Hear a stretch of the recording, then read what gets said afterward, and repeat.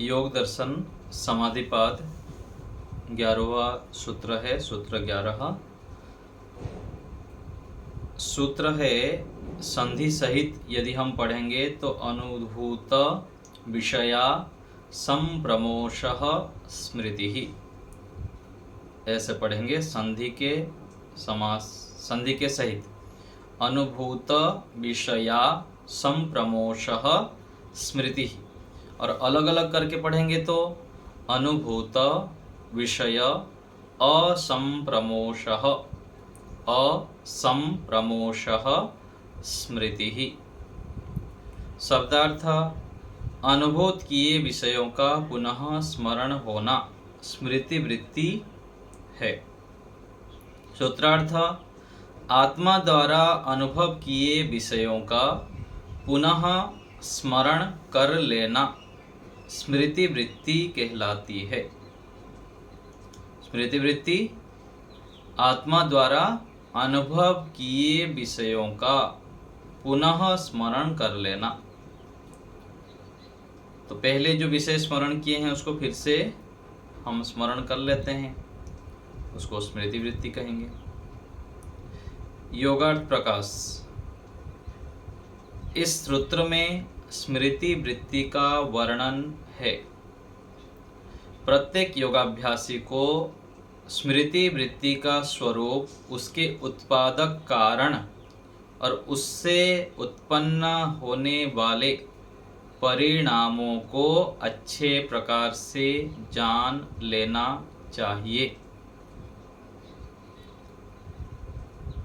तो प्रत्येक योगाभ्यासी को क्या जानना चाहिए कि स्मृति वृत्ति का स्वरूप क्या है, वो कैसे उत्पन्न होता है, और उससे जो हम उत्पन्न करते हैं स्मृतियों को, उसका परिणाम क्या हो रहा है, अच्छा आ रहा है अथवा बुरा आ रहा है। जो अच्छा है उसको उभारना है और जो बुरा है उसको हटाना है, और यही तो हमसे होता नहीं है, इसीलिए हम ध्यान ठीक से नहीं कर पाते हैं।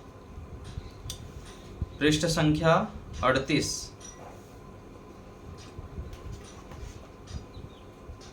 तो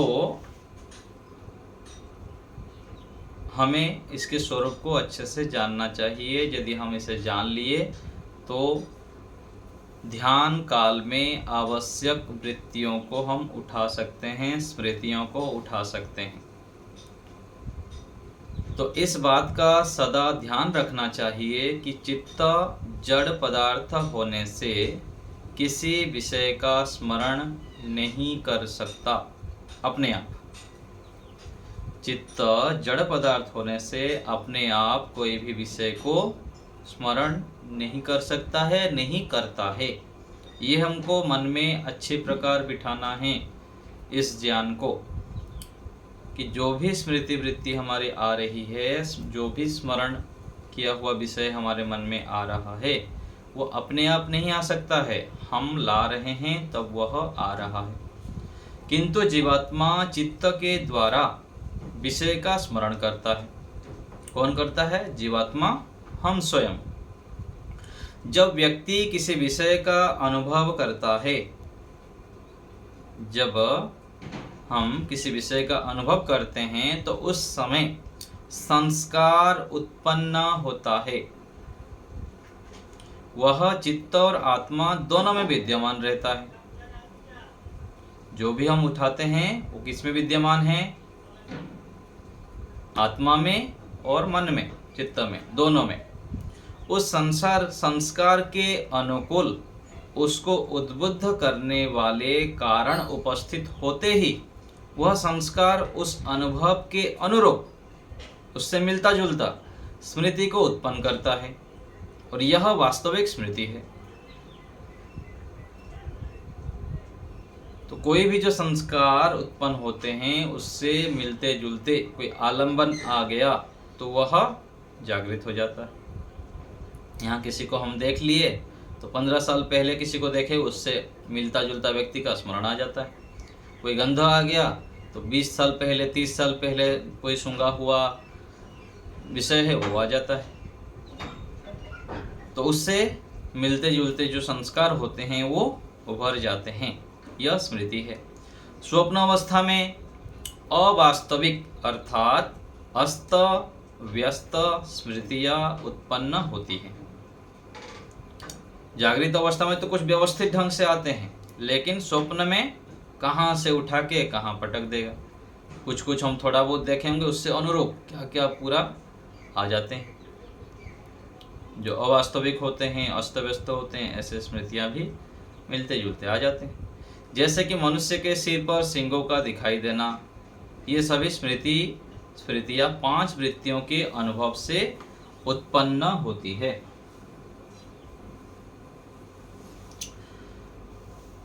तो जो स्मृतियां विवेक, वैराग्य और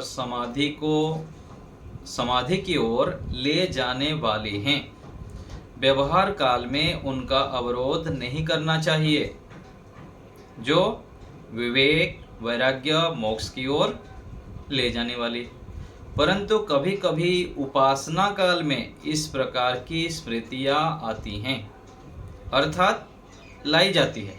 ये देखिए बार बार स्पष्ट क्यों कर रहे हैं, क्योंकि इसी में ही व्यक्ति उलझा रहता है, ये स्पष्ट नहीं कर पाता है और भ्रांति में बैठा रहता है कि वृत्ति आ जा रही है। यहाँ तुरंत ब्रेक लगाते हैं कि स्मृतियाँ आती है अर्थात लाई जाती है, अपने आप वृत्ति नहीं आती है। तो उपासना काल में जो वृत्तियाँ आती है, जो विवेक वैराग्य की ओर बढ़ाने वाले भी हो, फिर भी उसको वहाँ पर रोकना होता है। आवश्यक अनुसार उनसे सहयोग लिया जा सकता है, यदि आवश्यक लग रहा है तो, नहीं तो फिर भी उसको रोक देना होता है उपासना काल में बाद में।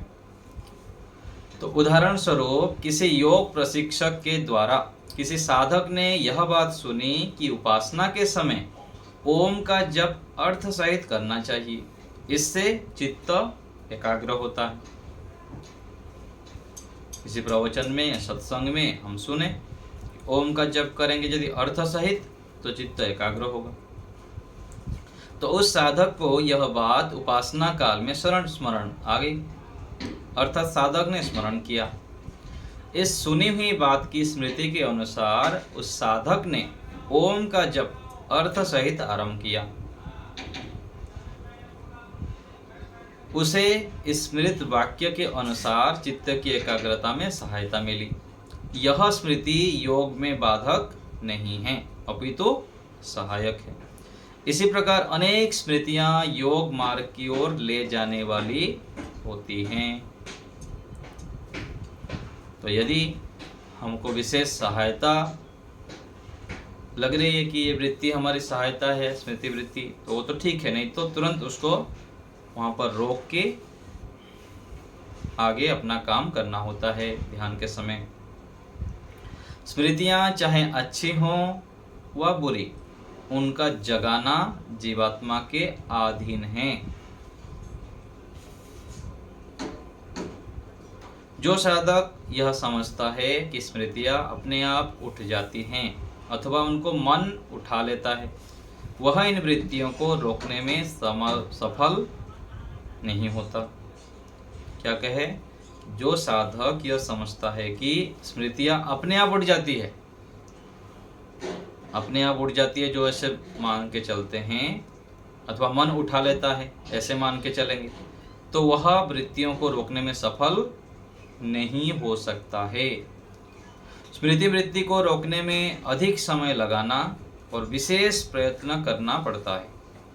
यदि ऐसे मान के चलेंगे तब ज्ञान वैराग्य पूर्वक प्रयास से सफलता मिलती है। ज्ञान पूर्वक और साथ साथ वैराग्य भी चाहिए, इसमें कोई संशय नहीं है कि हम रोक तो नहीं पाते हैं, रोक पाएंगे कि नहीं पाएंगे, पता नहीं ये होता है कि नहीं होता है, संशय हो जाता है, व्यक्ति फिर हताश निराश हो जाता है। तो ज्ञान एक तो प्राप्त करते जाना और वैराग्य उत्पन्न करना। वैराग्य क्या है? ज्ञानस्य एव पराकाष्ठा। जब ज्ञान हमारा परिपक्व हो जाता है, उच्च स्तर का हो जाता है, तो फिर वैराग्य होता है। वैराग्य अर्थात वास्तविकता में जीना, और अवास्तविकता में जीना ये क्या है? अवैराग्य है। शरीर अपवित्र है, शरीर को पवित्र मानना अवैराग्य है। संसार में सांसारिक सुख में दुख मिश्रित है, सुख तो है लेकिन दुख मिश्रित है, ये मान के चलना वैराग्य है। केवल सुख ही सुख दिखना ये अवैराग्य है। तो शरीर के विषय में क्या कहा गया है, योग दर्शन में आगे सूत्र आएगा। एक सूत्र आता है, श्लोक आता है कि स्थानात् बीजात् उपष्टंभान् निहिस्यन्दान् निधनात् अपि कायम आधेय शौचत्वात् पंडिता ही अशुचिम विदुः। शरीर अपवित्र है, ये क्या है, विवेक की स्थिति है, ज्ञान की अवस्था है। और शरीर क्यों अपवित्र है इस श्लोक में बताया गया, क्योंकि स्थानात्, जिस स्थान से शरीर उत्पन्न होता है उस स्थान अपवित्र है, इसलिए शरीर अपवित्र है, घृणित है। बीजात्, जिस बीज से उत्पन्न होता है रजोवीर्य आदि, वो क्या है, अपवित्र है, इसलिए शरीर अपवित्र है। उपष्टंभान तीसरा कहा गया, जो आधार है शरीर की, रस रक्त मांस मज्जा आदि, ये सब क्या है, अपवित्र है।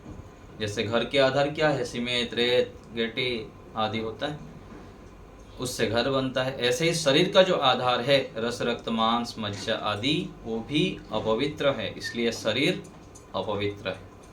स्थानात् बीजात् उपष्टंभान् निहिस्यन्दान्, हर समय रिश्ता रहता है, क्या, कान से, आँख से, नाक से, पसीना से, मलमूत्र से, वो जो पदार्थ रिश्ते रहते हैं वो क्या है, अपवित्र है, इसलिए शरीर अपवित्र है। और आगे कह रहे हैं पांचवा, निधनात् अपि, शरीर मर जाने पर भी जल्दी जल्दी घर से निकाल देते हैं, रखते नहीं हैं। यदि अच्छे पदार्थ होता, शुद्ध पदार्थ होते तो घर में ही रखते, क्यों निकाल देते हैं, जल्दी जल्दी निकालो, क्योंकि अपवित्र है। मर जाने पर भी उसको हम घृणित मान के बाहर निकाल देते हैं, इससे ये शरीर अपवित्र है। जो शरीर को अपवित्र मानते हैं, अपवित्र मानते हुए ज्ञानात्मक रूप से व्यवहार करते हैं, वो क्या है, पंडिता ही अशुचिम विदु, जो पंडित है, ज्ञानी है, विवेकी है, वो शरीर को अपवित्र मानते हुए व्यवहार करते हैं। इसलिए ये ज्ञान पूर्वक अवस्था है, वैराग्य की अवस्था है। ऐसे ही सांसारिक पदार्थों में भी सूत्र आता है, परिणाम ताप संस्कार दुखेय गुणवृत्ति विरोधः च दुखम एव सर्वम विवेकी नः। संसार में 4 प्रकार के दुख है सभी पदार्थों में, जिनको प्रत्येक पदार्थ में, प्रत्येक संबंधों में, प्रत्येक व्यवहार में उसके पीछे 4 प्रकार का दुख दिख रहा है, उसको कहते हैं वह विवेकी है, ज्ञानी है।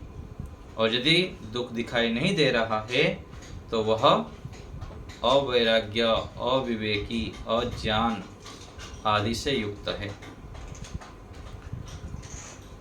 तो जब हमको वैराग्य होगा, संसार में दुख दिखेंगे, ईश्वर में प्रेम दिखता है, तब कहाँ से है, मैं कोई आ गया था तो मेरे को मैंने ध्यान नहीं दे पाई। मैं पृष्ठ संख्या 39, पृष्ठ संख्या 39 हम देख लिए हैं, वहां पर देखिए। तो नहीं है वो जो पॉइंट्स आप बताए हो ना वैराग्य के, तो शरीर आ जाएगा, सुनते रहिए आप, वो नहीं है यहाँ पर, वो पीछे से बताया जा रहा है। आप अलग से बता रहे हैं। ठीक है। तो ये कहा जा रहा है कि जब व्यक्ति वैराग्य से युक्त होगा तब जाके उसके विचार नियंत्रण में रहेंगे, नियंत्रित तो कर सकता है, अपने स्मृति वृत्तियों को भी अपने हाथ में रख सकता है, कंट्रोल में रख सकता है। नहीं तो यदि वैराग्य नहीं है व्यक्ति के अंदर तो अपनी वृत्तियों को नियंत्रण में नहीं रख सकता है, ना चाहते हुए भी वृत्ति आते जाएंगे। ऐसे तो चाहता ही है, बिना चाहे नहीं होता है, किंतु अभ्यास की कमी होती है। जब वैराग्य होगा, ज्ञान होंगे, तब फिर आप उसको अपने इच्छा अनुकूल चला सकते हैं। जैसे गाड़ी को चलाना सीखना होता है, साइकिल को चलाना सीखना होता है, ऐसे ही मन को भी चलाने के लिए सीखना होता है। और ये कैसे होगा? सत्संग से, स्वाध्याय से, तपस्या से, निरंतर अभ्यास। आगे सूत्र आएगा। तो ज्ञान वैराग्य पूर्वक प्रयास से सफलता मिलती है। तो शरीर अपवित्र है, संसार में दुख छिपा हुआ है, ईश्वर सुख के सागर है। जब यह ज्ञान होता है तब हम स्मृतियों को, अच्छे स्मृतियों को उठा पाते हैं। अतः साधक को निराशावादी बनकर योग मार्ग को नहीं छोड़ना चाहिए। कोई साइकिल चलाना सीखता है, एक दिन गिरता है, दूसरे दिन गिरता है, फिर भी वो लगा रहता है, सीख लेता है। बाइक चलाना सीखता है, सीख लेता है। कार चलाना सीखता है, सीख लेता है। कंप्यूटर चलाना सीखता है, सीख लेता है। यहाँ पर व्यक्ति जो चाहे वह सीख सकता है, कर सकता है। जो चाहे वो सीख सकता है और वही कार्य कर सकता है। ऐसे कोई भी कार्य असंभव नहीं है। बस निरंतर अभ्यास, उचित मार्गदर्शक के सानिध्य में रहेंगे तो हमारा जीवन सफल हो जाता है, सब कुछ हम सीख लेते हैं। तो इसलिए हमें निराशावादी नहीं होना चाहिए, योग मार्ग में श्रद्धा पूर्वक बढ़ते रहना चाहिए। 5 साल, 10 साल, 20 साल, 40 साल, 50 साल भी लग जाए, हम पुरुषार्थ करेंगे तो अपने मन को एकाग्र कर सकते हैं, वृत्तियों को निरोध कर सकते हैं, समाधि की प्राप्ति कर सकते हैं। तो अभी तो आशावादी बनकर योग मार्ग में चलते रहना चाहिए। तो स्मृति वृत्ति के स्वरूप को जानना, फिर उसके जो बाधक कारण है उसको हटाने से हम स्मृतियों के ऊपर नियंत्रण कर सकते हैं और योगाभ्यास में भी सफल हो सकते हैं। सूत्र संख्या 12, अभ्यास वैराग्याभ्याम तन्निरोधः। इसके ऊपर देखिए अवतरणिका। अब इनके निरोध का क्या उपाय है, इसको सूत्र के द्वारा कहा जाता है। जो ये 5 वृत्तियां कह दिए, प्रमाण, विपर्यय, विकल्प, निद्रा और स्मृति।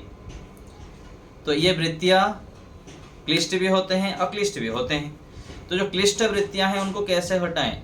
अक्लिष्ट वृत्तियां तो योगाभ्यास में साधक हैं, सहयोगी होते हैं। क्लिष्ट वृत्तियां जो दुखदायक है, हानिकारक है, उसको कैसे रोकें? तो उसके लिए सूत्र कह रहे हैं कि अभ्यास वैराग्याभ्याम तन्निरोधः।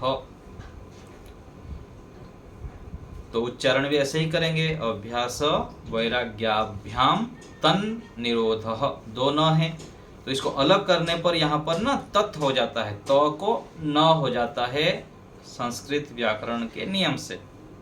जब अलग करते हैं तो तत् निरोधः ऐसे हो जाता है, तो को न हो जाता है जब हम संधि करके लिखते हैं। तो अभ्यास वैराग्याभ्याम तन्निरोधः। शब्दार्थ, अभ्यास और वैराग्य के द्वारा उनका निरोध होता है। सूत्रार्थ, अभ्यास और वैराग्य के द्वारा उन 5 वृत्तियों का निरोध होता है। योगार्थ प्रकाश। इस सूत्र में 5 वृत्तियों को रोकने के अभ्यास और वैराग्य, ये 2 साधन बतलाए हैं। 2 साधन बता दे रहे हैं इन वृत्तियों को रोकने के लिए। उनकी प्राप्ति के साधन क्या है और वृत्तियों के निरोध के लिए उनका प्रयोग कैसे किया जाए, यह परिज्ञान योगाभ्यासी को अवश्य कर लेना चाहिए। अभ्यास कैसे करें, वैराग्य कैसे करें, वृत्तियों को कैसे निरोध करें, इसको अच्छी प्रकार जानना चाहिए। प्रयोग करते समय क्या क्या बाधक उपस्थित होते हैं उनको भी जानना चाहिए। तो प्रत्यक्ष आदि प्रमाणों से सत्य असत्य को जानकर उनमें से असत्य को छोड़ देना और सत्य को ग्रहण कर लेना वैराग्य। फिर से देखिए, प्रत्यक्ष आदि प्रमाणों से सत्य असत्य को जानना, जानने के बाद उनमें से असत्य को छोड़ देना और सत्य को ग्रहण कर लेना, ये वैराग्य है। और वैराग्य की उत्पत्ति का साधन क्या है? विवेक है। बिना विवेक के वैराग्य उत्पन्न नहीं होता है। इसलिए वैराग्य के इच्छुक साधक को प्रथम विवेक प्राप्त करना चाहिए। विवेक कह दीजिए, ज्ञान कह लीजिए, तत्व ज्ञान कहिए, सत्य ज्ञान कह लीजिए, ये सब पर्यायवाची शब्द है। जो यथार्थ है उसको ठीक से जानना विवेक है। जो विवेक प्राप्त कर लेते हैं तो फिर वैराग्य हो जाता है। तो जिसके द्वारा सत्य असत्य, जड़ चेतन, धर्म अधर्म और शुभ अशुभ का परिज्ञान होता है, उसका नाम विवेक है।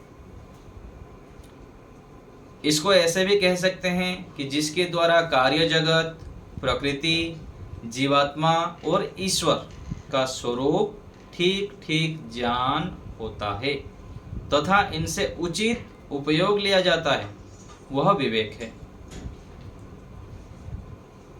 तो ठीक ठीक जानना, कार्य जगत को जो संसार दिख रहा है और उसका जो मूल प्रकृति है उसको जानना। सत्व और स्तंभ से ही सब पूरा प्रकृति बनी हुई है, शरीर से लेकर सभी पदार्थ। और सभी पदार्थ में 3 गुण हैं, सत्वगुण, रजोगुण, तमोगुण। थोड़ा सा भी असंतुलन हो गया खान पान में, दिनचर्या में, जीवन शैली में असंयमित जीवन हो गया तो रजोगुण तमोगुण अटैक कर लेंगे शत्रु। क्योंकि सभी पदार्थ सत्व और स्तंभ से बना है, ये शरीर भी सत्व और स्तंभ से बना है। यदि उसमें असंतुलन हो गया, वात पित्त कफ, तो वहां पर विकृति शुरू, बुद्धि काम नहीं करेगी ठीक से, शरीर अस्वस्थ हो जाएगा। तो ये कार्य जगत है और कार्य जगत के मूल प्रकृति है। तो प्रकृति को जानना, कार्य जगत को जानना, उससे भिन्न हम आत्मा हूँ, मैं आत्मा हूँ ऐसे जानना, और ईश्वर के विषय में जानना और उनसे ठीक ठीक कार्य सिद्ध करना, ये विवेक है। तो विवेक की प्राप्ति के अनेक साधनों में से कुछ साधन नीचे लिखे जाते हैं।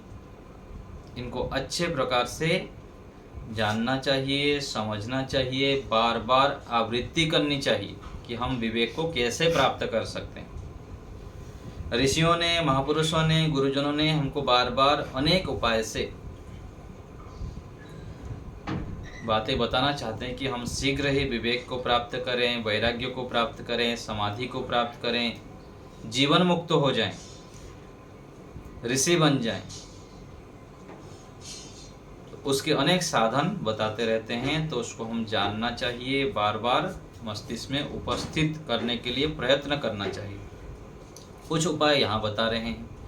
पहला है वेद और वेद अनुकूल ऋषिकृत ग्रंथों का अर्थ सहित पढ़ाना तथा तद अनुकूल आचरण करना।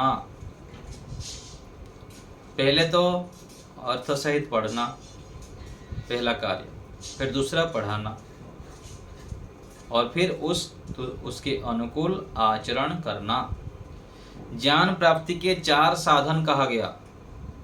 ऋषि दयानंद जी लिखते हैं कि ज्ञान चतुर्भिः प्रकारेण विद्या उपयोगी भवति। 4 प्रकार से विद्या उपयोगी होती।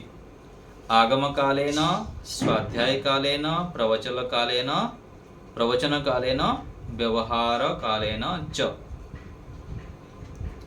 आगम काल, जब गुरुजी से, अध्यापक से हम आगम अर्थात शब्द, कोई शब्द को सुनते हैं। अभी जैसे आप लोग सुन रहे, ये क्या है? आगम काल है। ध्यान पूर्वक सुनना। अभी तुरंत ब्रेक करके क्या क्या बताएगा यदि पूछा जाए तो आपको आना चाहिए, यदि नहीं आ रहा है तो ध्यानपूर्वक नहीं सुनेंगे। तो जब भी हम किसी से सुनते हैं तो ध्यानपूर्वक इंद्रियों को पूरा शब्द के साथ लगा के, कर्ण इंद्रियों को अच्छे प्रकार से सुनना, ये आगम काल है। स्वाध्याय काल अलग से सुनने के बाद अलग से बैठ के उसके ऊपर उसको फिर से पढ़ना, स्व अध्ययन, अपने आप स्वयं अध्ययन करना, ये दूसरा काम। तीसरा है प्रवचन काल। प्रवचन दूसरे को पर अर्थात दूसरे को बोलना, चाहे हमारे साथी मित्र हो, कोई अपने अनुकूल व्यक्ति हो, अपने शिष्य हो, कोई भी किसी को हो, उसको फिर से बोलना, पढ़ाना। और चौथा काम है व्यवहार काल, फिर व्यवहार में लाना। तो पहला जो स्वाध्याय काल है उसमें 10% आता है, फिर दूसरा नहीं, पहला आगम काल हो गया, जब आगम काल होता है उसमें 10% आता है, और फिर स्वाध्याय काल में 20%, 10 और 20 30 हो गया। फिर जब हम प्रवचन करते हैं, दूसरे को पढ़ाते हैं, तो और 30 जुड़ जाता है उसमें। 30 कितना हो गया? 60। और जब व्यवहार में लाते हैं तब फिर 40% होता है, फिर 100% होके हमारा कार्य सिद्ध होता है। इसलिए कह रहे हैं कि अर्थपूर्वक पढ़ना, पढ़ाना, फिर व्यवहार में लाना। तो ऐसे करने पर हम विवेक प्राप्त कर पाते हैं। इसलिए पढ़ना पढ़ाने का कार्य महत्वपूर्ण है, करते रहना चाहिए। जितना भी हमको आता है दूसरे को पढ़ाते रहना चाहिए, बताते रहना चाहिए। दूसरा है सत्यवादी, सत्यमानी, सत्यकारी, योगाभ्यासी वैदिक विद्वानों का संग करना। जो सत्य बोलते हैं, मन में भी सत्य विचार करते हैं और सत्य आचरण करते हैं, ऐसे योगाभ्यासी वैदिक विद्वानों का संग करना, उनके मार्गदर्शन में रहना, निरंतर उनसे शंका समाधान आदि करते हुए अपने शंकाओं का निवृत्त करना। जैसे संग करते हैं उस प्रकार से हमारा रंग चढ़ता है। तीसरा काम है, यह शरीर क्या है, इंद्रियां क्या है, यह सृष्टि क्या है, सृष्टि किसने बनाया है अथवा स्वयं बन गई है, क्या अनादि है, यह जन्म क्या है, मरने के पश्चात आत्मा शेष रहता है कि नहीं, वह शरीर के साथ नष्ट हो जाता है, यदि रहता है तो कहाँ रहता है, शरीर, इंद्रियां, धन, संपत्ति आदि पदार्थों का स्वामी जीवात्मा है अथवा और कौन है, इत्यादि विषयों पर सूक्ष्मता से विचार करना।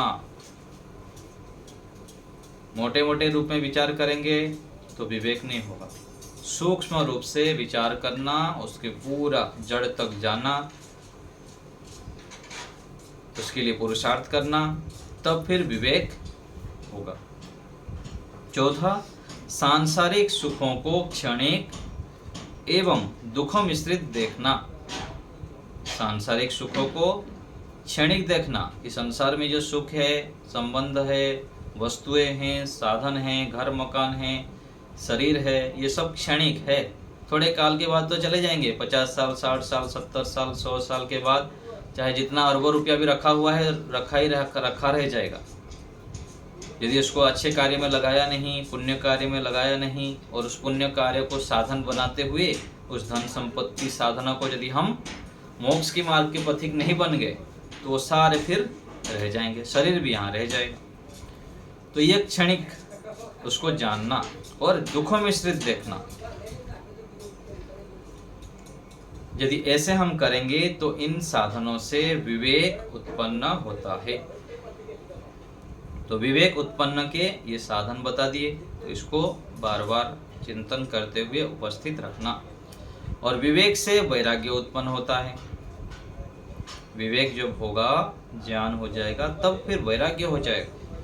व्यक्ति समय पर अपने कार्य को करेगा, आलस्य प्रमाद नहीं करेगा, क्योंकि जीवन तो क्षणिक है। यदि आलस्य प्रमाद करूंगा तो कभी जीवन समाप्त हो जाए। मान लीजिए किसी को कहा जाएगा कि आज शाम को तुम्हारी मृत्यु हो जाएगी, तो वो क्या करेगा? दिन भर जल्दी जल्दी जिसको बुला के जो जो मुख्य कार्य होगा वो कर लेगा। अथवा कोई साधक व्यक्ति होगा तो भगवान का नाम अधिक से अधिक स्मरण कर लेगा। जाना तो है, भगवान का नाम स्मरण करते हुए जाऊँ तो कम से कम संस्कार तो जाएगा ईश्वर प्राप्ति की। और दूसरे सांसारिक व्यक्ति होगा तो फिर गौण कार्य करेगा। तो मुख्य कार्य हमें करना चाहिए। तो ज्ञान होगा तो वैराग्य उत्पन्न हो जाएंगे, और यह वृत्ति निरोध का प्रमुख साधन है। क्या? वैराग्य। विवेक से वैराग्य होगा, और वैराग्य से ही वृत्ति निरोध होंगे। जब तक वैराग्य नहीं हुआ तब तक जितना भी हाथ पैर मारते रहे, चिल्लाते रहे, सिर ठोकते रहे, ध्यान में मन नहीं लग रहा है, वृत्ति नहीं रुकता है, दूसरे दिन भर तो केवल इधर उधर के काम करते हैं, कभी भी पुरुषार्थ नहीं करते हैं। घर परिवार समाज संबंध, पोता पोती नाती धन संपत्ति में दिन रात चिपका रहेंगे, और बोलेंगे कि आग बंद कर दो, ध्यान तो लगता नहीं, ध्यान लगता नहीं, चिल्लाते रहेंगे। तो लगेगा तब जब हम इन सब संबंधों को और व्यवहारों को जिसमें चिपके हुए हैं, इसी को ही सर्वस्व मानते हैं, उससे हटके परमात्मा को जब सर्वस्व मानेंगे तब देखिए कैसे ध्यान नहीं लगेगा। तो जब हम पुरुषार्थ करेंगे, वैराग्य उत्पन्न करेंगे, तब मन एकाग्र होता है, धीरे धीरे वृत्ति रोकेंगे। असंभव नहीं है, संभव है, किंतु पुरुषार्थ करना होगा। तो वैराग्य के द्वारा दोषों को छोड़ देते हैं। वैराग्य जब होता है तो जो वृत्ति निरोध के बाधक है उसको छोड़ देते हैं, दोषों को, और फिर अच्छे गुणों को धारण करते हैं। तथापि जन्म जन्मांतर के विषय भोगों के संस्कार वैराग्य की स्थिति को उखाड़ते हैं। देखिए, जन्म जन्मांतर की जो विषय भोग के संस्कार है ना, खाए पिए मौज मस्ती किए, वो सब जड़ बना के बैठे हैं, हिलते नहीं है। और वैराग्य थोड़ा सा उत्पन्न हो गया, फिर उखाड़ देंगे, फिर उखाड़ के फेंक देंगे। फिर से आपको जड़ जमाना पड़ेगा। मेहनत किए, खूटा गाड़े, और फिर हिला के फेंक दिया, फिर से खूटा गाड़ना पड़ेगा। तो ये हमको जानना है अच्छे प्रकार से, और जो जान लेगा वो हताश, निराश, उदास नहीं होगा, डटे रहेगा। डटे, देखें कैसे उखाड़ के ले लेगा, फिर से डटेगा। ऐसे करके एक दिन मजबूत हो जाता है। फिर पीछे जितने भी संस्कार उसको पूरा कठोरता से ब्रेक करके आगे अच्छे संस्कारों को बना पाते हैं। तो जो जन्म जन्मांतर के संस्कार है वह वैराग्य की स्थिति को उखाड़ते हैं, फिर मजबूत करने में हम समर्थ हो सकते हैं, होते हैं। उन संस्कारों को निर्बल बनाना तथा नितांत रोक देना तथा नष्ट कर देना अति आवश्यक है। यह अभ्यास के द्वारा ही संभव होता है। कब होगा? अभ्यास के द्वारा। वो अभ्यास कैसे करना है अगले सूत्र में बताएंगे। अभ्यास कैसे करना होता है? तो वृत्तियों को रोकने, चित्त की एकाग्रता को सिद्ध करने के लिए मन, वाणी, शरीर से जो प्रयत्न किया जाता है उसको अभ्यास कहते हैं। मन से, वाणी से, शरीर से, तीनों से करना पड़ेगा। केवल एक से, मन से सोचेंगे तो नहीं होगा। वाणी से भी और शरीर से भी, तीनों से करना पड़ेगा, क्योंकि तीन साधन है कर्म करने का: मन, वाणी और शरीर। यह अभ्यास व्यवहार काल में और उपासना काल में समान रूप से आवश्यक है। दोनों जगह चाहिए। सुबह से लेकर रात तक जो व्यवहार करते हैं उस समय भी, और उपासना काल में भी ध्यान में जो बैठ जाते हैं वहाँ भी पुरुषार्थ करनी पड़ेगी। वृत्तियों को, गलत वृत्तियों को हटाना, अच्छे वृत्तियों को उपस्थित रखना, ईश्वर का सानिध्य लेना, ईश्वर से प्रार्थना करनी, ये भी आवश्यक है। व्यक्ति यदि व्यवहार में अभ्यास नहीं करता, तो उपासना काल में उसको सफलता नहीं मिलती है। यही बात जो मैं पहले बता रहा था। व्यवहार काल में जब यम नियम का पालन नहीं करेंगे तो उपासना में कैसे सफल होंगे? ध्यान करना हम चाहते हैं, मेडिटेशन लोग करते हैं, तो ध्यान योग के अष्टांग योग में कौन सा सीढ़ी है? 7 नंबर सीढ़ी है, पहला, दूसरा, तीसरा, चौथा, ऐसे पार करके 7वें सीढ़ी में चढ़ेंगे। तो ये 7वें सीढ़ी में हमको चढ़ना है, सीधा यदि कूदेंगे उसके ऊपर तो गिरेंगे या क्या चढ़ जाएंगे? गिरेंगे। पहला सीढ़ी से धीरे धीरे चलना पड़ता है, यम का पालन, नियमों का पालन, आसन, प्राणायाम, प्रत्याहार, धारणा। यदि यम नियम का व्यवहार में पालन करेंगे, फिर आसन में बैठ के शरीर को स्थिर करेंगे, प्राणायाम करेंगे, फिर मन इंद्रियों को दूसरे बातों से हटाएंगे, धारणा केंद्र बनाएंगे, फिर ध्यान ठीक से लगेगा। तो व्यवहार काल में अभ्यास करना अति आवश्यक है, फिर उपासना में सफलता मिलती है। विवेक एवं वैराग्य को यथावत जानकर जो अभ्यास किया जाता है, विवेक वैराग्य के स्वरूप को जब अच्छे प्रकार से जान के फिर अभ्यास करेंगे, वह समाधि की प्राप्ति में साधक बनता है। परंतु इसको यथावत ना जानकर किया जाने वाला अभ्यास समाधि का कारण नहीं बनता है, फिर समाधि ठीक से प्राप्त नहीं कर पाएंगे और क्लेशों का दग्ध बीज नहीं होगा। यहाँ पर यह ध्यान देने योग्य है कि चित्त वृत्तियों का निरोध करने में विवेक, वैराग्य और अभ्यास तीनों साधन हैं। तत्परम पुरुष ख्यातेर गुण वैतृष्णम सूत्र में योग दर्शनकार ने यह बतलाया है कि पुरुष का वास्तविक स्वरूप जानने से गुण मात्र से वैराग्य हो जाता है। इससे यह सिद्ध है कि विवेक से ही वैराग्य उत्पन्न होता है, अन्यथा नहीं। इससे यह भी स्पष्ट होता है कि विवेक, वैराग्य और अभ्यास इन तीनों के द्वारा वृत्ति निरोध होता है, इनके बिना नहीं। तो तीनों चाहिए, विवेक के स्वरूप जानना, वैराग्य के स्वरूप जानना, फिर निरंतर अभ्यास करना होता है। ठीक है, अभी आप लोग पूछिए।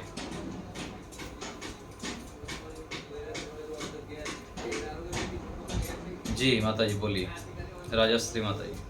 जी नमस्ते आचार्य जी। नमस्ते। एक हुआ कि कुछ आनंद जी थोड़ा बोल दीजिए। हाँ माता जी। चार प्रकार के दुख जो है, सांसारिक वस्तुओं को जब हम प्रयोग करते हैं, उसको जब अज्ञानता पूर्वक प्रयोग करते हैं, उसमें चार प्रकार के दुख छुपे रहते हैं।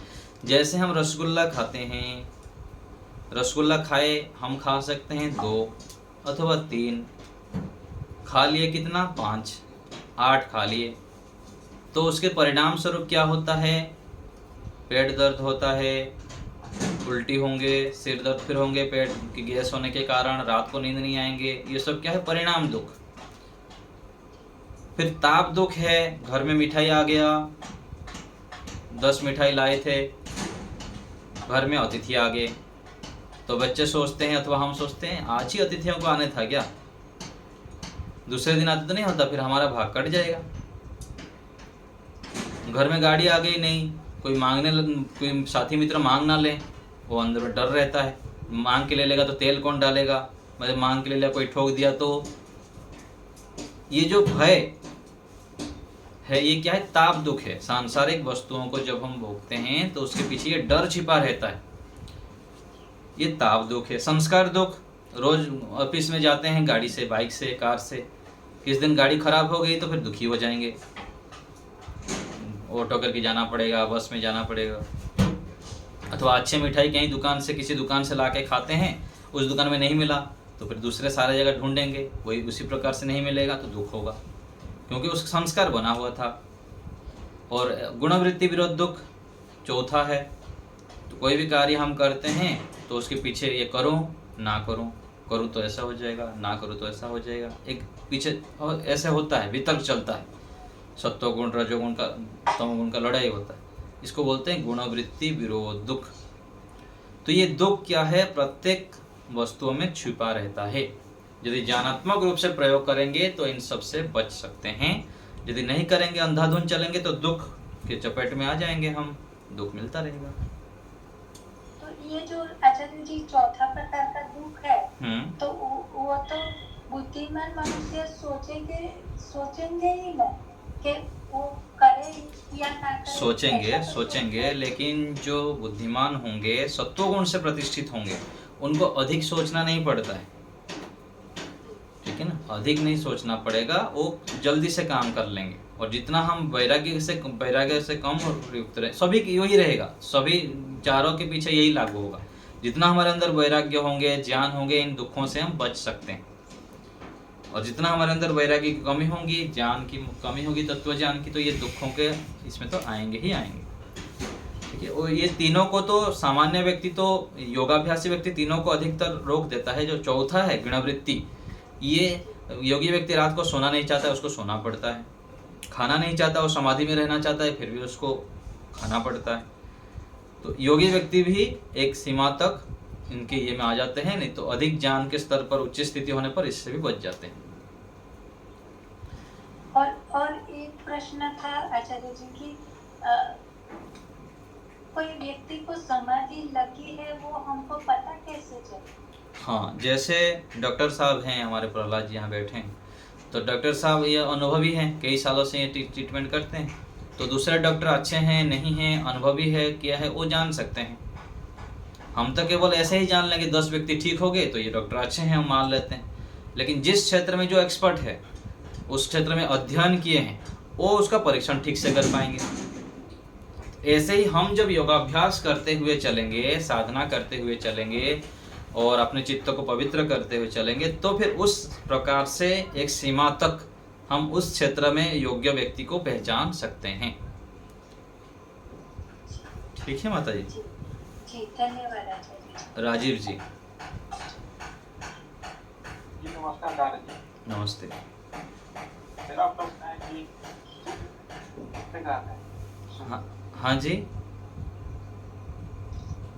सुख किसे कहते हैं? सुख, हाँ, अनुकूलता का नाम सुख है, प्रतिकूलता का नाम दुख है, ठीक है। जितना हमको अनुकूलता मिलती है ना, जिससे हम अच्छे से बैठे हैं, हम इसको सुख कहते हैं। और जहाँ पर प्रतिकूलता आ जाएगी, तूफान, बाढ़ आ गया, भयंकर गर्मी हो रही है, तो ये क्या है? प्रतिकूलता उत्पन्न हो रही है, तो उसको दुख कहेंगे।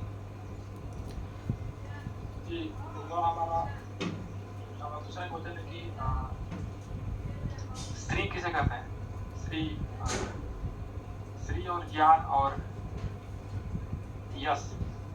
हाँ, ये श्री जो है ना, हाँ, श्री जो आता है वो ऐश्वर्य के लिए भी आता है और धन के लिए भी आता है। किसी के पास मान लीजिए धन है, जितना चाहिए उसको, उसके अनुरूप, तो वह धनवान है, श्री से युक्त है। और ऐश्वर्य अपने पुरुषार्थ से, मेहनत से व्यक्ति के पास ऐश्वर्य है, बहुत सारे संपत्ति भी है, नौकर चाकर भी है, दूर दूर तक उनकी प्रतिष्ठा है, ये क्या है? ऐश्वर्य है।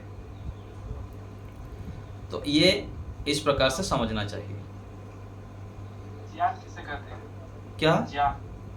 ज्ञान, ज्ञान वो जो किसी भी प्रकार से हमको जो नॉलेज होता है, अथवा दूसरे शब्द में क्या कहेंगे, जानकारी होती है, उसको ज्ञान कहते हैं। एक प्रश्न और है कि समय किसे कहते हैं? समय तो काल जो होता है ना, उसको व्यवस्थित ढंग से हम एक व्यवस्था बना रखे हैं कि इतना घंटा है, ये है, उसको समय नाम से नामित कर दिया गया। कोई भी हम व्यवहार करते हैं तो उसको क्या है? नामित किया गया है कि इसको ये कहेंगे, इसको ये कहेंगे। जो हम व्यवहार करते हैं, काल कह लीजिए, उसको ही समय कहते हैं। तो समय का कोई परिभाषा नहीं है? समय के लिए परिभाषा कर सकते हैं, कुछ प्रकार से हो सकता है। बस ऐसे ही मान लीजिए कि व्यवहार जो किया जाता है ना, इसको ही समय कहेंगे।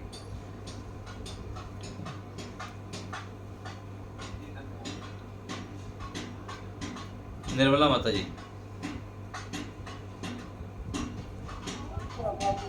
नमस्ते। 4 प्रकार की बताई थी।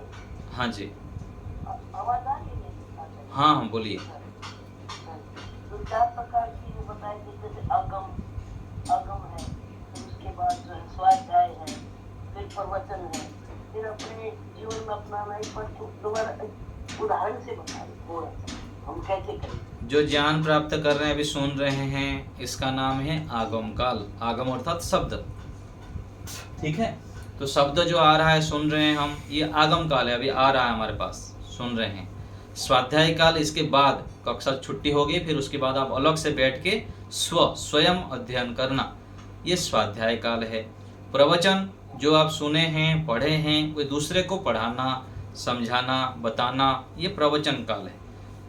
और जो पढ़ा सुना, पढ़ा दूसरे को बताना, ये कार्य स्वयं अपने जीवन में लाना, व्यवहार काल में, ये व्यवहार काल हो गया। तो ऐसे करके 4 प्रकार का समझेंगे। जीवन में लाए। हाँ जी, हाँ जी, ये व्यवहार काल हो गए। ध्यान से सुना हमने, फिर उसके बाद फिर पढ़ेंगे हाँ, और दूसरे को पढ़ाएंगे। तो फिर अपने जीवन। हाँ जी, हाँ जी। तो ऐसे करने से आता है, सीधा पढ़ के भी सीधा व्यवहार में ला सकते हैं, लेकिन अधिकतर ऋषि बता रहे हैं कि इस क्रम से आप जब जाएंगे तो अधिक व्यवहार में आएगा। ठीक है, डॉक्टर साहब बताइए। नमस्ते गुरु जी। नमस्ते। मेरा प्रश्न है कि ये जो वैराग्य की तरफ तथापि जन्म जन्मांतर के विषय भोगों के संस्कार वैराग्य की स्थिति को उखाड़ते हैं, उन संस्कारों को निर्बल बनाना तथा नितांत रोक देना, उसका नष्ट कर देना आवश्यक है। तो निर्बल कैसे बनाए संस्कार को? अभ्यास से होगा। ये तो लिखा है कि हाँ। अभ्यास के द्वारा ही संभव है, लेकिन हमारे प्रैक्टिकली कैसे? प्रैक्टिकल वही बोल रहे ना, पुनः पुनः अभ्यास मतलब कैसे होगा, बार बार उसको करना। मान लीजिए किसी का रात को लेट में सोने की अभ्यास पड़ा हुआ है, तो कैसे होगा, उसको ज्ञानात्मक रूप से रोकना पड़ेगा, उसकी हानि को देखना है, देर सोने से क्या हानि है उसके ऊपर बार बार विचार करनी है, और जल्दी सोने से क्या लाभ है, इन दोनों पक्षों को सामने रखना है, लिखना है कापी में। देर में सोने से क्या हानि है, और दूसरी तरफ लिखना है एक पंक्ति में कि जल्दी सोने से क्या लाभ है, और दिन में 100 बार 200 बार 500 बार पढ़ना है उसको। जो पढ़ेगा बार बार बार बार, फिर उसको समझ में थोड़ा बहुत आएगा, फिर वो अभ्यास करेगा। सप्ताह में 7 दिन सोता था लेट में, 12 बजे सोता था, 2 बजे सोता था, फिर वो जल्दी सोएगा, 11 बजे सोएगा, 12 बजे सोता था तो 11 बजे सोएगा, फिर 6 दिन कर, 7 दिन से 1 दिन सो गया, फिर 6 दिन हो गया, फिर ऐसे करते करते वह जल्दी सोना शुरू कर देगा, 9:30-10 बजे, अधिकतर 10:30। फिर ऐसे ही सुबह उठने का भी यदि लाभ को देखेगा और हानि देखेगा, सुबह ब्रह्म मुहूर्त कहा गया, सुबह जो उठता है, जो सुबह जाग जाता है उसका जीवन भी जाग जाता है, और जो सुबह सोता है उसका जीवन भी सो जाता है। और सुबह ब्रह्म मुहूर्त है, यदि परमात्मा का दर्शन करना है, विशेष जीवन में सुख शांति प्राप्त करना है, तो सुबह उठ के व्यायाम, प्राणायाम, ध्यान, आसन, भ्रमण आदि करना है। नहीं तो लेट में उठेंगे तो ये हो नहीं पाएगा, अपने दिनचर्या को ठीक नहीं रख पाएंगे। ऐसे उसके जब लाभ को देखेंगे तो फिर ये उखड़ेगा जो गलत संस्कार है। ऐसे ही भोजन के विषय में अधिक भोजन कर लेते हैं, किसी के विषय में गलत सोचते हैं, तो ऐसे करके अभ्यास से ही होगा। इस प्रकार से हम उपाय करेंगे। हानि और लाभ दोनों को लिखना है, लिख के बार बार पढ़ना है, तब कर सकते। हाँ जी, हाँ जी, ठीक है। सुदेशना बताइए। धन्यवाद। आचार्य जी, ये जो स्मृति वृत्ति है, अगर 10 साल पहले मेरे जीवन में कुछ हुआ था, तो फिर कोई घर में आ जाता है, कोई सहेली या कोई आ जाता है, तो वो उसके बारे में बोलता है कि मैं अभी मेरे घर में ऐसे ऐसे हुआ, तो मेरा याद आ जाता है कि वो 10 साल मेरे साथ भी ऐसे हुआ था। तो उसको हम समझाते हैं कि ऐसे ऐसे मेरे साथ हुआ था, उस वक्त तो मेरा बुद्धि नहीं था और ऐसे ऐसे दुख भोगना पड़ा, अभी आप ऐसे ऐसे करते जाओ, इसका प्रॉब्लम सॉल्व हो जाएगा, तुम्हारा जो प्रॉब्लम है वो सॉल्व हो जाएगा। तो इसको मेरा स्मृति उठा के उसको बोलना, क्या ये ठीक नहीं है? हाँ, कई बार क्या होता है ना, दूसरे को समझाने के दृष्टि से बोला जाता है, वो अधिक बाधा नहीं होती, बाधा नहीं है, किंतु उसको अनावश्यक रूप से उठाना ठीक नहीं है। उदाहरण देने के लिए बोला जाता है कि मेरे जीवन में ऐसे हुआ था और मैं इस उपाय को किया तो मेरे को लाभ हुआ, तो ऐसे तो बोल सकते हैं, कोई समस्या नहीं है, ऐसे कर सकते हैं। और कई बार बैठ के हम पीछे के उठाते रहते हैं कि दुखदायक वस्तुओं को, दुखदायी कोई स्मृति को उठाते हैं, तो वो हानिकारक है।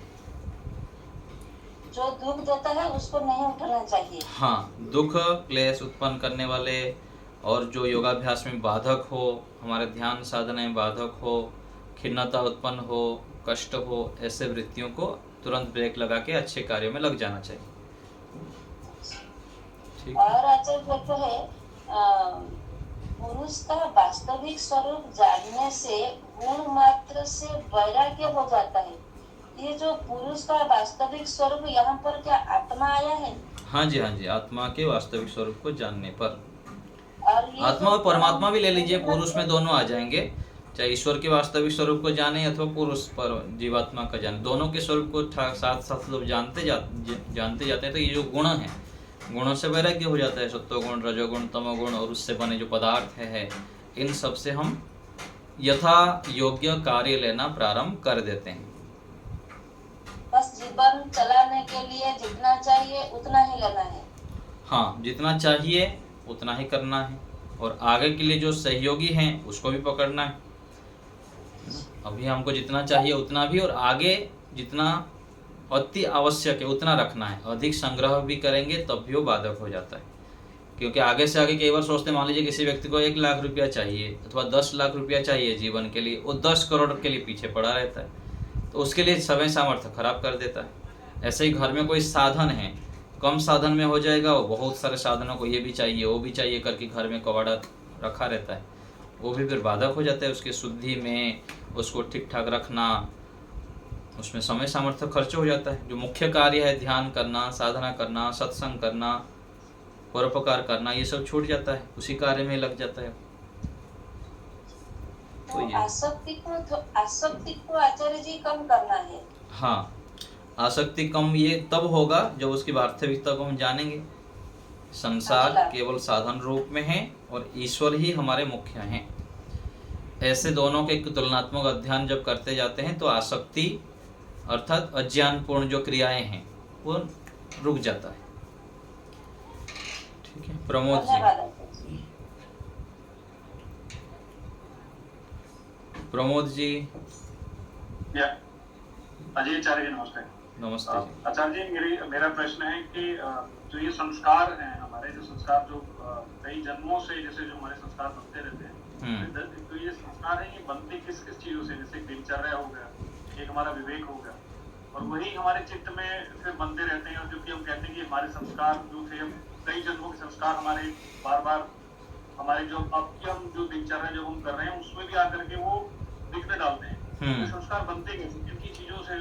मन, वाणी, शरीर से जो भी हम क्रियाएं कर रहे हैं, उस क्रियाओं को जब हम आवृत्ति करते हैं तो संस्कार रूप ले जाते हैं, संस्कार रूप ले लेते हैं। और जिस प्रकार से संस्कार रूप लेते हैं उसी प्रकार से जो पीछे हमारे क्रियाएं हुई है, इसी जीवन में क्रियाएं और अगले पिछले जन्मों में, उससे अनुकूल संस्कार फिर जुड़ जाते हैं उसमें। मन से, वाणी से, शरीर से जो भी हम क्रियाएं करते हैं उसकी जब आवृत्ति करते हैं वो संस्कार रूप ले लेते हैं। और अच्छे करेंगे तो अच्छे संस्कार जुड़ेंगे, बुरे करते हैं तो बुरे आके जुड़ जाते हैं। ऐसे करके फिर हमको वो लाभ और हानि पहुंचाते हैं। प्रत्येक समय बनते हैं, एक एक क्षण बन रहे हैं संस्कार। मन से जो हम सोचते हैं वो भी संस्कार आगे बना रहे हैं। चेष्टा पूर्वक जो हम कोई भी क्रिया करते हैं, विशेष प्रयत्न पूर्वक, वो फिर संस्कार रूप ले लेते हैं वही क्रिया। तो वो हमको देखना है कि मन से भी जो मैं सोचता हूँ किसी के प्रति गलत नहीं सोचना है, क्रोध के संस्कार नहीं लाना है, वितर्क नहीं लाना है। वाणी से भी जो बोल रहा हूँ सत्य बोलना है, प्रिय बोलना है, कम बोलना है, सार्थक बोलना है, नहीं तो नहीं बोलना, फिर वो संस्कार बन रहे हैं। क्रिया में भी हम जो भी कर रहे हैं, उठना बैठना, कोई भी चेष्टाएं करते हैं, वो भी संस्कार रूप बनने जा रहे हैं आगे। ऐसे सोच के हर समय सावधान, पूरा अटेंशन, सतर्क रहते हुए कोई भी क्रिया ऐसे नहीं करनी है जिससे कि मेरे गलत संस्कार बन जाएं। और इसी प्रकार से जैसे हम कोई ऐसी क्रिया करते हैं कि जो जिसमें कि हम एक तरीके से हम कहें कि हम भी स्पेशलाइजेशन कर लेते हैं, जैसे कोई कोई संगीतकार है या कोई खिलाड़ी है, उसके पुराने संस्कार है कि बचपन से ही उसको हाँ उस स्पेसिफिक उसमें क्यों ज्यादा जी ज्ञान जी, होता है, उसमें ज्यादा होती होती है। पहले होता है तो जुड़ता है, नहीं तो यहाँ अधिक पुरुषार्थ करके बना लेते हैं। ध्यान के विषय में भी ऐसे ही लेंगे। ध्यान में हमारे संस्कार यदि हम पुरुषार्थ करेंगे तो पिछले यदि अभ्यास है तो जल्दी सफलता मिल जाएगी, और सफलता यदि नहीं मिल रही तो अभी लगातार लगे रहेंगे तो अच्छे संस्कार बन जाएंगे, वृत्तियों को हम रोक पाएंगे, समाधि प्राप्त कर सकते हैं। तो ऐसे करके हमको समझना चाहिए संस्कारों के विषय में। ठीक है प्रमोद जी। शीतल जी। ओम नमस्ते आचार्य। हाँ प्रमोद जी, चलो शीतल जी बोल दीजिए माता जी। ओम नमस्ते आचार्य। नमस्ते। आचार्य जी, मेरे अंदर भी एक संस्कार है कटु शब्द बोलने का, बस मेरे बड़े बेटे से बोलती हूँ मैं। मैं बार बार प्रयास करती हूँ कि उससे मैं नहीं बोलूंगी, 10 दिन 15 दिन महीना तो ठीक रहती हूँ, फिर वही संस्कार जागृत हो जाता है, फिर मुझे इतना कष्ट होता है। कोई नहीं, वो हो कई बार कुछ कारण भी बनते हैं उसमें, सामने वाला व्यक्ति के कुछ ऐसे इस प्रकार से हरकत होते हैं, क्रियाएं, तो उसके कारण होते थे। बार बार संकल्प करेंगे, ईश्वर से प्रार्थना करेंगे तो फिर उसमें सफलता मिल जाएगी। ठीक है। मीना बताइए। नमस्ते आचार्य जी। नमस्ते। हम प्रयास करते हैं सामने वाला जो भी हो हम ठीक रहे और नियम को पालन करें, फिर भी संतुलन कभी कभी बिगड़ जाता है। ऐसे कैसे संतुलन बिगड़ने के लिए हमको परोपकार अधिक करना है, तपस्या अधिक करनी है, सत्वगुण को बढ़ाना है। हमारे तपस्या में कमी है, सत्वगुण युक्त कार्य में कमी है, सेवा में कमी है, पुरुषार्थ में कमी है। आंतरिक पुरुषार्थ और बाह्य पुरुषार्थ दोनों चाहिए। बाहर से भी हमको सतर्क सावधान रहना है, अधिक लोगों से मिलना जुलना ये सब से बचना है, और दूसरा अंदर से भी मौन रहना है, आंतरिक रूप से जप करते रहना है, ईश्वर को साथ में रखना है, ईश्वर के सामने अपने बात रखनी है। ईश्वर तो परम दयालु है, परम शक्तिमान है, तो उनसे सहायता जब लेते हैं तो हम फिर मजबूत बन जाते हैं। और ये निरंतर करनी पड़ेगी, बार बार गिरेंगे, बार बार उठेंगे, और फिर निरंतर जब करेंगे तो फिर गिरना नहीं होगा, उच्च स्थिति को हम प्राप्त बनाए रख सकते हैं फिर। धन्यवाद आचार्य। ठीक है, और कोई बात?